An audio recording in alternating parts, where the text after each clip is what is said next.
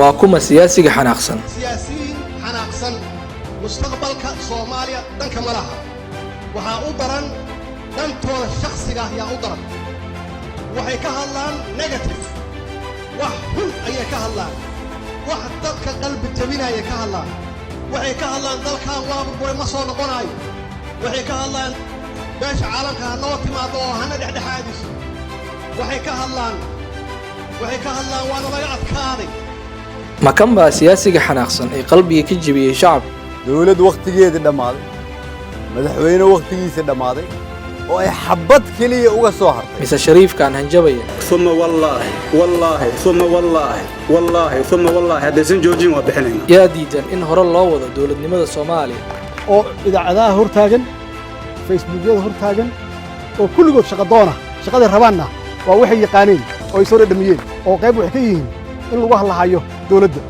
siyaasiga mucaaradka nabadda iyo dagaalka keebuu jecel yahay qofka doo mucaarad yahay dadku wuxuu ugu nacab yahay ninka nabadda sheegay haddaba maxay ku heestaan musharaxiinta mucaaradka madaxweyne Farmaajo maxamed cabdullaahi farmaajo madaxweynaha jamhuuriyadda federaalka ee Soomaaliya iyo dadka murashaxiinta la leeyahay ee caawa meeshan fadhiya ee sharafta badan waxay isku haystaan waa kursiga waa madaxweynenimada la isku haystaa madaxweyne Farmaajo muxuu ku qabsaday dawladnimada mise doorasho wax ka soo dhaca dawlad baa leeyihiin dawlad yaa doorateen annagu maxoog baan ku nimid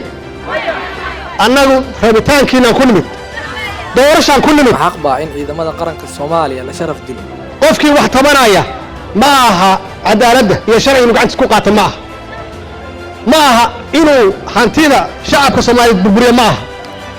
inuu nabadgeliyo xumo iyo nidaam xumo u horseeda ma aha